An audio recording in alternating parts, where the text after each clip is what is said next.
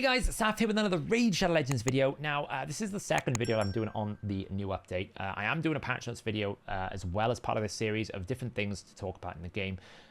This one is more of a reaction to the systems, what I think is good, what I think is bad, and some little insider information about how the new relics are working, the gemstones, do they stack, some coding insights as to how all of this works, and also my personal belief of what is the most powerful so far. Now, I know we had a pretty big issue with one particular relic that was in the system, which was, I think, was it the Erethicon or Malefic token, or was it the Diadem? The Diadem of Death, whatever it was something with Marius, and it was breaking the game. They did fix it. It was to do with phases, so obviously the way that things are happening at certain periods of time was causing some problems.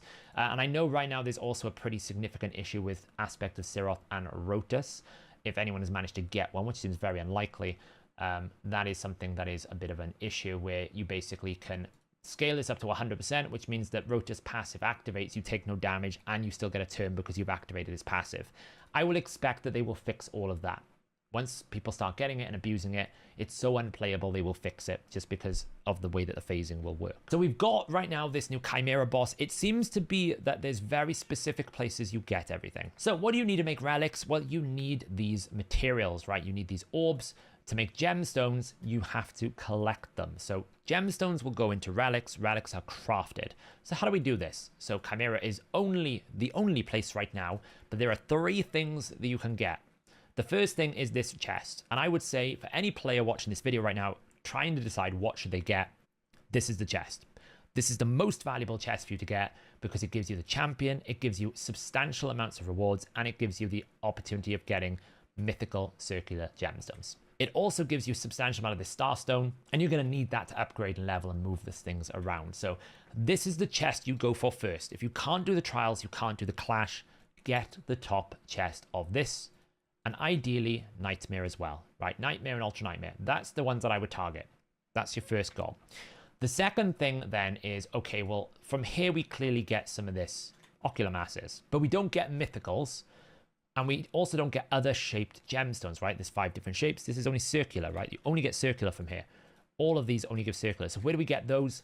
This is where the clash chest comes in. It's only the clash chest can you get the other shaped gemstones at the moment. Now, there's been some question marks about rank 3 basalts. I expect you can just make loads of relics and make them rank 4, right? These are chickens.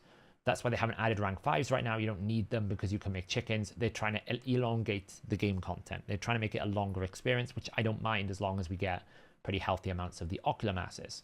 But to get these different shapes, you have to win this one. If you want mythical, you kind of have to be top either the 3.2 billion or the 2.2 billion of first or second.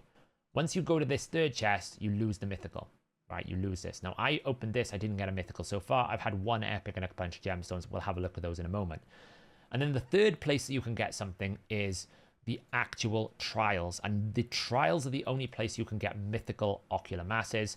But I'll be honest with you right now, this is the least valuable thing to chase because it is so difficult to actually achieve these trials.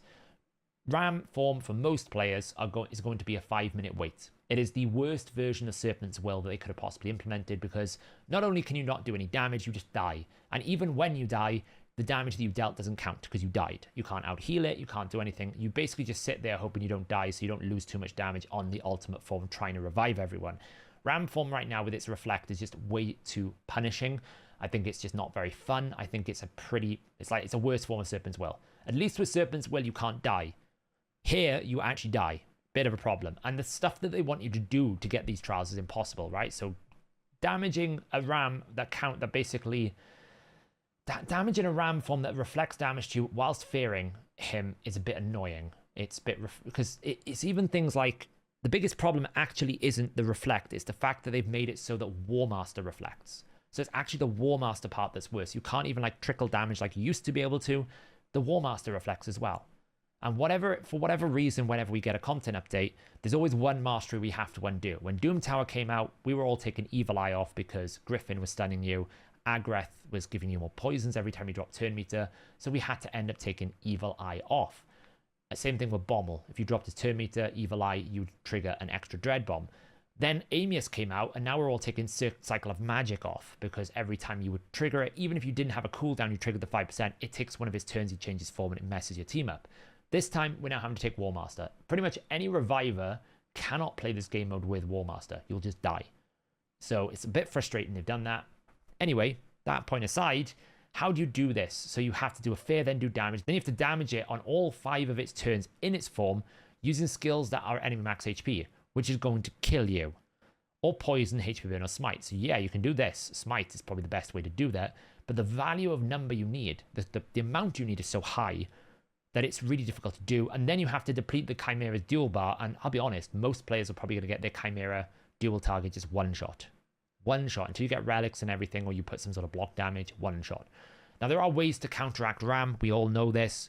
Block damage, unkillable. Alaz would be quite good. There are ways to do it. But I'm just saying it's very difficult, and then for you to still have enough damage to hit your top chest, which I would argue is more valuable. Again, here, you know, damage the Chimera while it is under weaken, and your champions are under a specific set, and it only counts damage from skills, and then you can't do anything based on enemy max HP. So you've got to go quite deep to be able to get this. That's really difficult. This one here is massively problematic. Lion form, absorb damage using shield. The boss doesn't hit hard enough. Like, it doesn't hit hard enough for you to hit the number that they want you to hit. You need to get like 2.5 million damage or something. It's just impossible. You're sat there ages, almost like not trying to do anything to stop the damage of the boss. He just doesn't hit hard enough. So you can never get to these 2 rewards. So that's the second reward broken out. Then we get to this one. This one is probably more achievable than the others, but it is difficult because the Viper form will send debuffs back. So you have to damage it within 2 of its turns while it is under a block buffs and HP burn and do enough damage, and it has no active buffs. It's very difficult to do.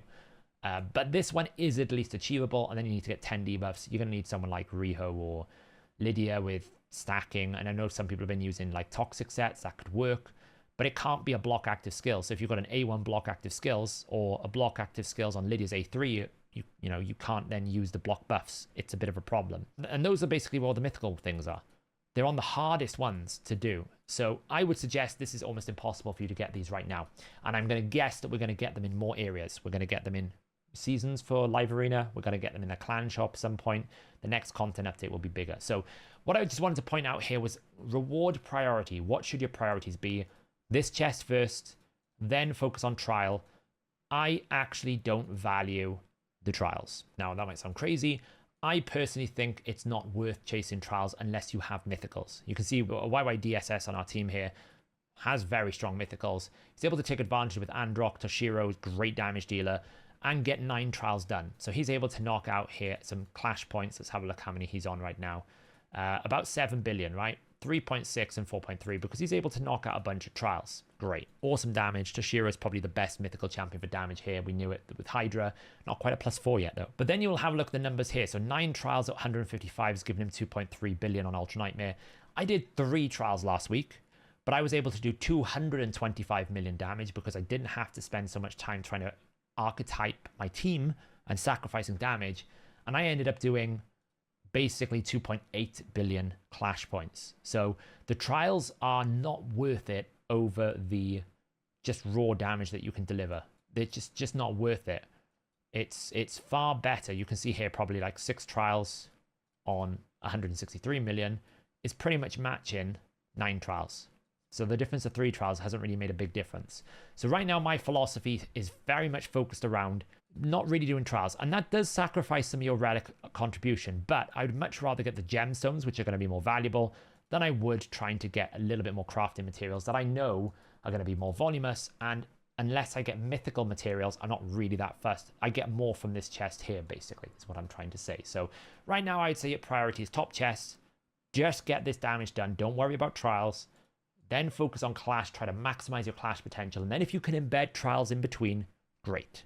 Go for it. That's what I would suggest. Now, another big thing I wanted to point out here was this forge materials. I actually think the concept of merging and mixing is not that intuitive. And I'll tell you why. Why would you want to sacrifice the chance at a full purple outcome for 4% chance? Right, when we looked at the What's Next video, they showed us putting all the mythicals in. If you take any of the mythicals out, you can get like an epic. Like if you put 2 mythicals and 2 legendaries, you can get an epic relic. It is just not worth mixing them. What I would suggest people do, you just do the same color and you wait. Why? Because it's going to be far more efficient for you to do 4 purple, 4 blue, 4 mythical legendary, 4 mythical and 4 legendary. Just get enough for 100 because it's going to give you the maximum opportunity to get the higher rarity relics you want. Because even with this, I got a 0.5%. If I just add in what mythicals there is, it's going to 1.86%. I'm gaining like 1% chance, but I'm consuming 50 of my 70 odd relics. I would definitely not do it. I would wait to do that. Now, some things to note about gemstones. They're not unique. They can stack. So far as I can tell in the code, the effects of the gemstones are stackable, which means if you want 2 boss layers, if you want double 10%, you can get double 10%. If you want double 10% bombs, you can. If you want, for example, double 50% damage when counterattacking, you absolutely can.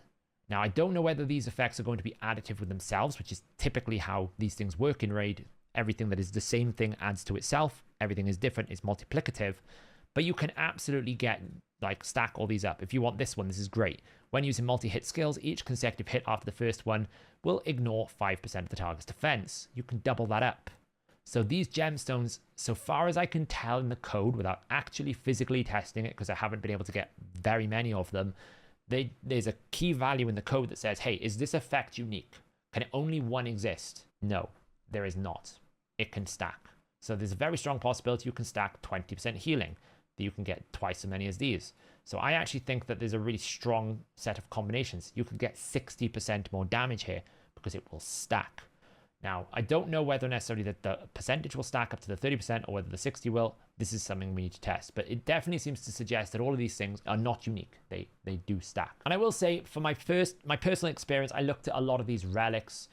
Most of them do not excite me, in the sense that none of them are, most of them are powerful, but there's very few that are like OP. The one that I would say is OP is Chrono Cube, because on the right champion, being able to gain 2 turns is quite insane, because effectively Chrono Cube, I can go like A2 Marius open into A3 guaranteed extra turn into, an A1 or potentially an A2 if I've reset him from a cycle of violence or anything like that.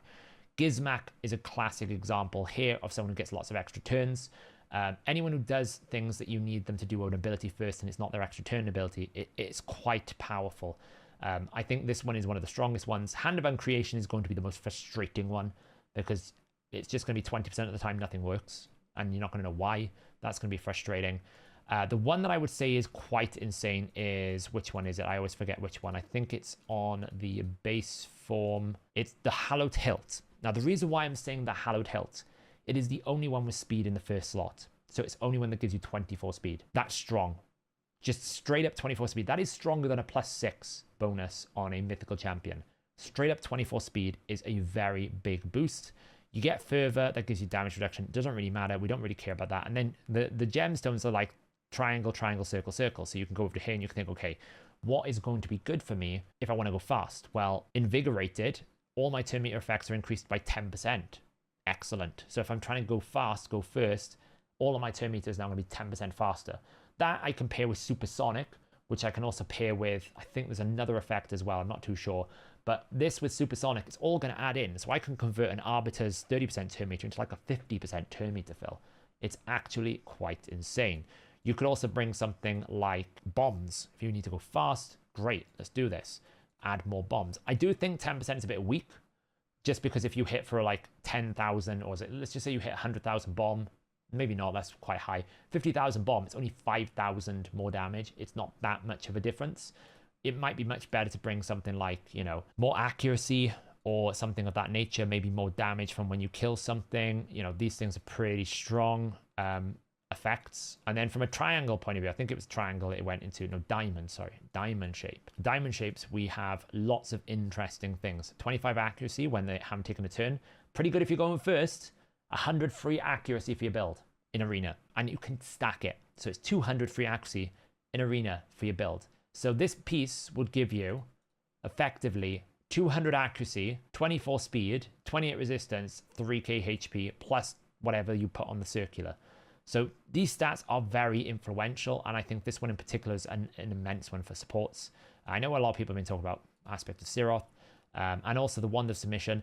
I'm not a massive fan of Wand of Submission, and I'll tell you why. It's only a 50% chance. And that means there's a 50% chance it's going to affect your stone skin as well. It's not as guaranteed as the other things. I've got 24 guaranteed speed here. Like, I've got a pretty much guaranteed magma shield. I've got a guaranteed extra turn. Things that give you guarantees are going to be far stronger. Irathi's Coronet is probably going to be the overall best one for any damage dealer in the game. Taking away the context of turns, taking away the context of things like arena settings or content pieces, because this is just straight up another Nature's Wrath, and we all know that Nature's Wrath is just generally the best damage blessing in the game for most characters that are not 6-star. Until you get a Crushing Rend, this is going to be the best kind of thing, right? More damage, flat, just place debuff. You can get it to scale to 5%, so was it 6%? So it only needs to place like 5 debuffs, and it's a permanent gain. For most people, I think Irathi's Comet is going to be quite strong. I wouldn't recommend this one though, because it's only a 50% chance. I'd much rather 30% consistent damage. That's the way I'm looking at it. This one could be quite annoying to steal buffs, and I think this one is quite useless, to be honest, because it resets. So definitely Irathi's Comet, Chrono Cube, Hand of Uncreation is frustrating. I would say Hallowed Tilt is the best support one. It's only one with speed. But there are some pretty good ones as well. Like, this is great if you want to turn meter booster 15%, put the other one in 10%, plus supersonic. You can stack it up quite a lot. And this one's quite good if you're going to die. And I think one of them is pretty good for dealing with the ram head as well. I can't remember exactly which one it is. But the best, absolute best damage dealing one is Stormcaller. And the reason why is its slot configuration is the only place where you can get double triangle, double circle. It's the only place.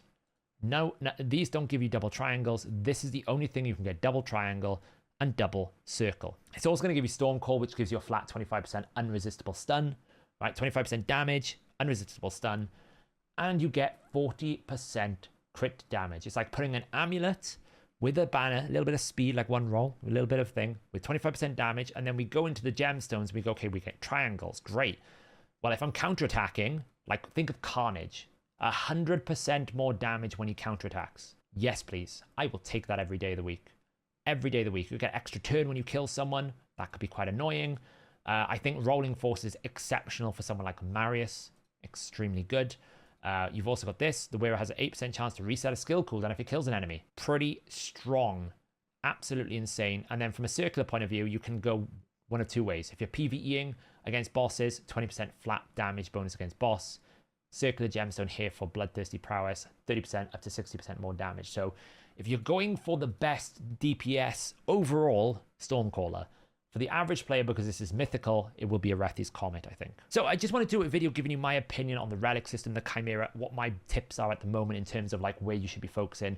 I would 100% focus on just getting top chests first, then try to win Clash, and then focus on the trials. I don't think the trials are worth it. And it's pretty easy to get top chest in the sense that if you've got a max HP, you put some supports behind it, you stop worrying about the trials. The boss is not difficult to understand. You just got to make sure you go the right phases. For example, don't go into the Viper phase without having the ability to get rid of debuffs and protect yourself. Don't go into the Ram form and do tons of damage. And in the Lion form, decreased crit rate in the Lion form is really handy because it does change stats between form. I'll cover that in the patch notes video. Before I go, I want to craft myself a relic here. I haven't done this. I saved it for this video. Let's see what kind of things we get. A 5% chance for legend, or 0.5% chance for legendary. It's kind of crazy. It's going to be blue. And it's the Rod of Blasphemy. I don't even know what that does. We are out here. I'm not going to use my purples. I could go do a Chimera run for the end of the video to see what it is. The Rod of Blasphemy. The wearer receives 2% less damage if they're under any debuffs. That can go up to 10%. It's all right. I mean, it's good HP. I would say pretty weak. For me, pretty weak all round. So I only did 3 trials. That's why I don't have as many materials. I could do another one here. But, you know, like I said, it's intermingling. I would never do it. If I was to do it for this video, I would lose potentially another summon, right? I don't know when I'll get another 100. I could get 2 purples next time if I do a few more trials, this Clash or whatever. It's not worth it for what little gain I got there, which is like 0.5%.